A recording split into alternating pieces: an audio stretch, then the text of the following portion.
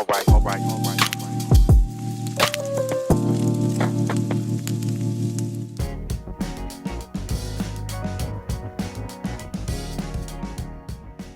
primary moment. I had two primary moments in my career.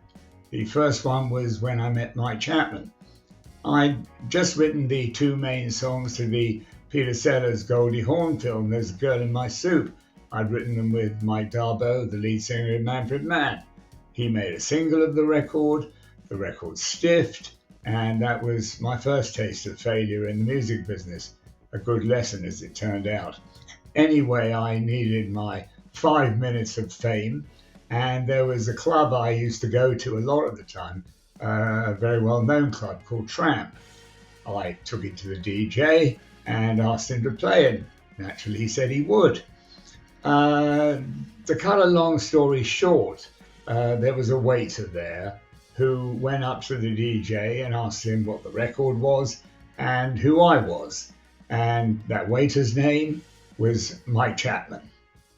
My second primary moment is meeting the record producer Mickey Most.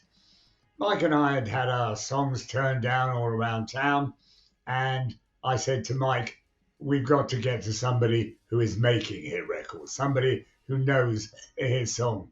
There was one man in London at the time, Mickey Most, the producer of The Animals, Herman's Hermits, Donovan, Jeff Beck, Rod Stewart, on and on. I decided I didn't want to get to Mickey through the office.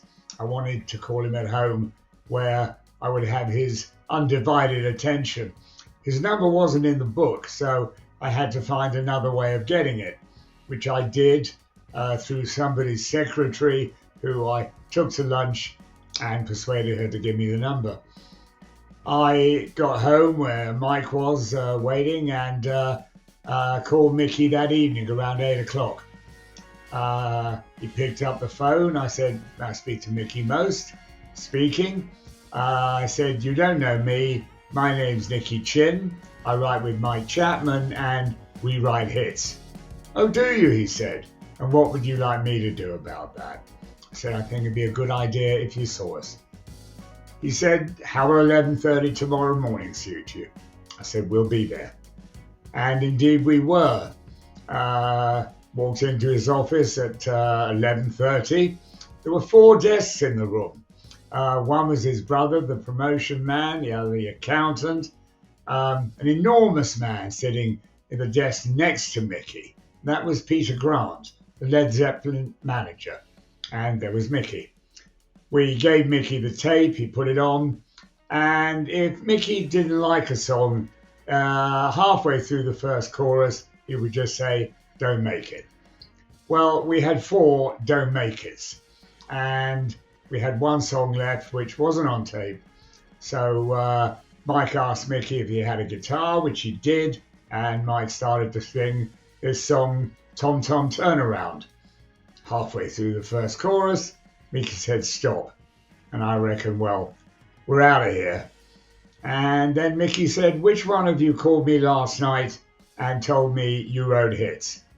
Very hesitatingly, I said, "I did." And he said, "Well, you were right." I thought all my Christmases had come at once.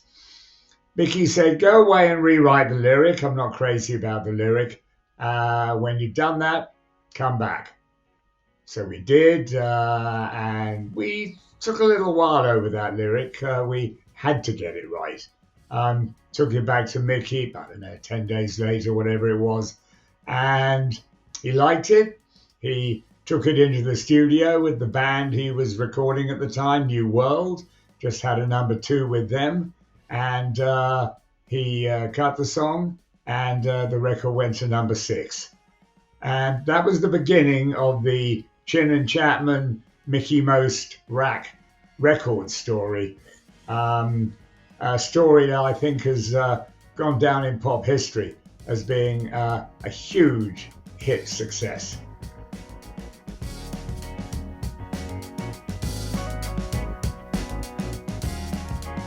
The story behind the song. Mickey started off life in 1978 called Kitty. We'd written it for a band called Racy that we had a couple of top 3 hits with. They were produced by Mickey Most. He wanted a follow-up. We wrote it, and he took it in the studio, made the record, and didn't like what he'd done, so told me he was just going to put it on the album. Fast forward about 3 years to 1981, and I was sitting in our offices in Los Angeles and got a phone call from a manager who said he had a female artist looking for hip-hop songs. Come and see me. So he came the next day, and I played him Kitty. I said, look, I know she can't sing about a girl. We're going to have to change the name. But take the song and play it to her and let me know what she thinks. Called me the next day and told me she loved it. Great. Tell her to come into the office and we'll run through the song. She came that evening, and her name was Tony Basil.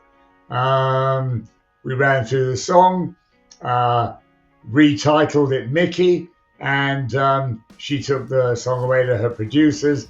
They made the record, and about 3 weeks later, I got a copy of what they'd made.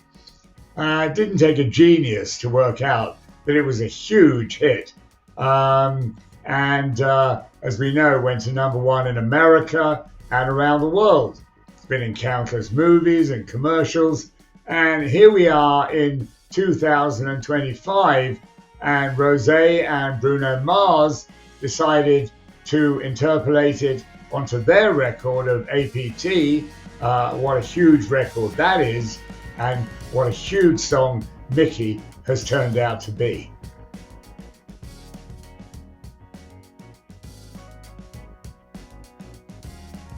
When I first heard APT, it was sent over by your offices, Primary Wave in New York, and I was here in London. It was evening, our time over here, and was sent for my approval as interpolations or samples or anything like that need from the songwriter. So I had listened. I thought, anyway, Bruno Mars, got to take notice of that name. And although I'd never heard of Rosé, I loved her voice. So I listened and I thought, oh, that's a smash. But there are smashes and there are smashes. And it never occurred to me that I'd be sitting here today making this video with APT in its 17th week at #1 in the Billboard Global 200, excluding America. That is not just any old hit. That's really huge, isn't it?